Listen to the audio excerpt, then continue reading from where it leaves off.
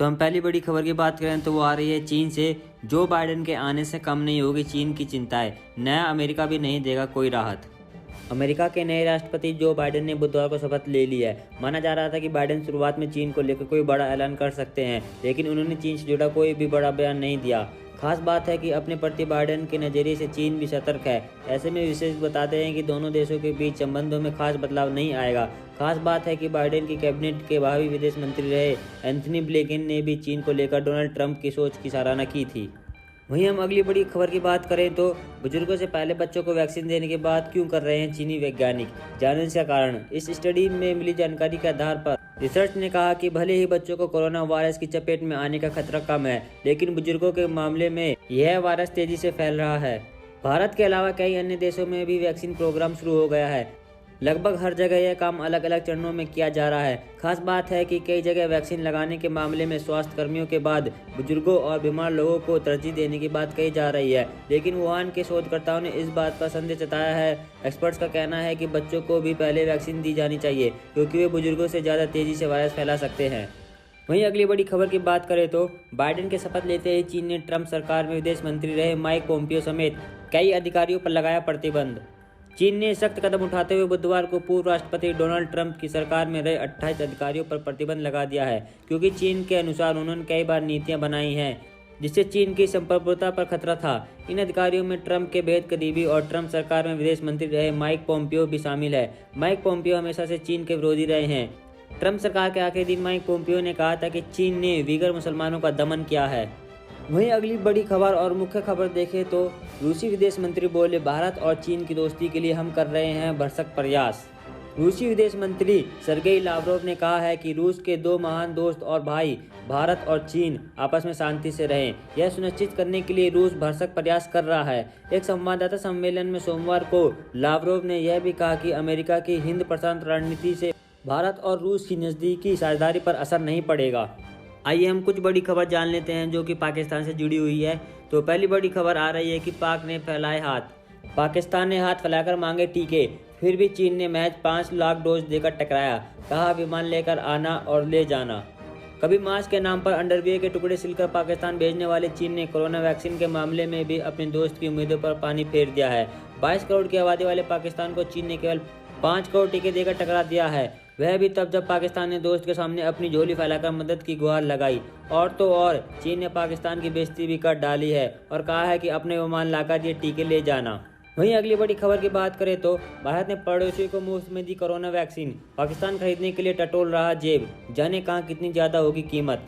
एक तरफ जब भारत की ओर से कई पड़ोसी देशों में कोरोना वैक्सीन की पहले खेप पहुंचा दी गई है और वहां की सरकारें अपने लोगों को टीका लगवाने में जुट गई हैं, तो एक पड़ोसी ऐसा भी है जिसे अपनी करतूतों की वजह से यह सहायता हासिल नहीं हो सकी है। तो कंगाली की वजह से वह खरीदने की हिम्मत नहीं जुटा पा रहा है। करतूत और कंगाली से तो आप समझ ही गए होंगे कि अब बात पाकिस्तान की हो रही है, जिसे आतंकिस्तान और कंगालिस्तान के नाम से भी जाना जाता है।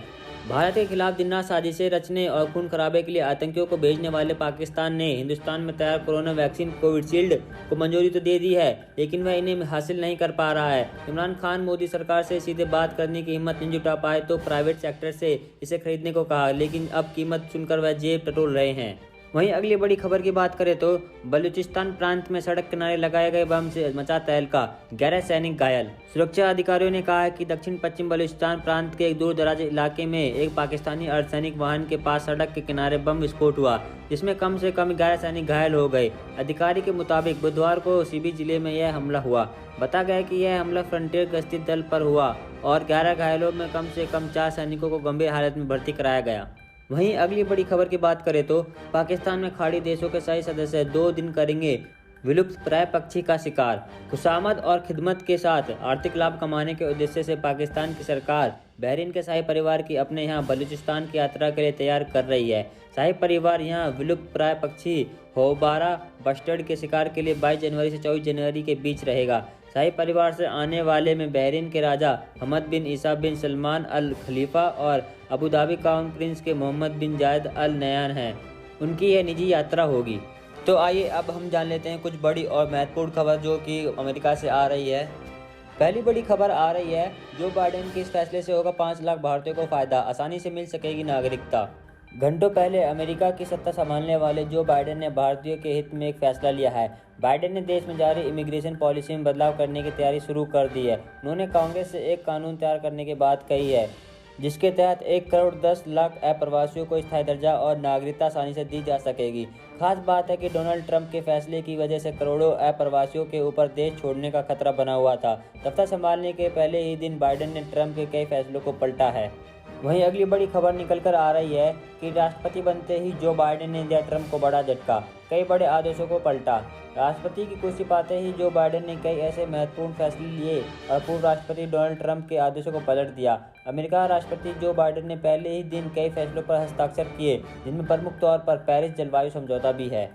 वहीं हम दूसरे देशों की बात करें तो 10 लाख कोरोना टीकों से गदगद नेपाल। केपी ओली ने की पीएम मोदी की तारीफ। भले ही पिछले कुछ समय से नेपाल की कम्युनिस्ट पार्टी सरकार चीन के सहारे पर नाच रही हो, लेकिन भारत ने कोविड-19 संकट में सदियों पुराने दोस्त का हाथ नहीं छोड़ा। पहले पीपीआई किट और वेंटिलेटर्स जैसे जरूरी सामान देकर साथ निभाया, तो अब कोरोना टीके के 10 लाख डोज भेजे हैं। इस मदद से पड़ोसी देश नेपाल गदगद है और राजनीतिक संकट का सामना कर रहे पीएम केपी ओली ने भारतीय समक्ष की जमकर तारीफ की है। वहीं अगली बड़ी खबर की बात करें तो इराक की राजधानी बगदाद में दोहरा आत्मघाती विस्फोट, अब तक 28 की मौत और 73 घायल। इराक की राजधानी बगदाद गुरुवार को दोहरे आत्मघाती हमलों से दहल उठी। मध्य बगदाद में हुए इन धमाकों की वजह से अब तक 28 लोगों के मारे जाने की पुष्टि हो चुकी है। बीते 3 साल में शहर पर यह सबसे खतरनाक हमला है। तो दोस्तों, अगर आपको विदेश से जुड़ी हर खबर अच्छी लगती है तो मेरे इस चैनल को सब्सक्राइब करें, इस वीडियो को लाइक करें और अपने दोस्तों के साथ शेयर करें और कमेंट करके बताएं कि ये वीडियो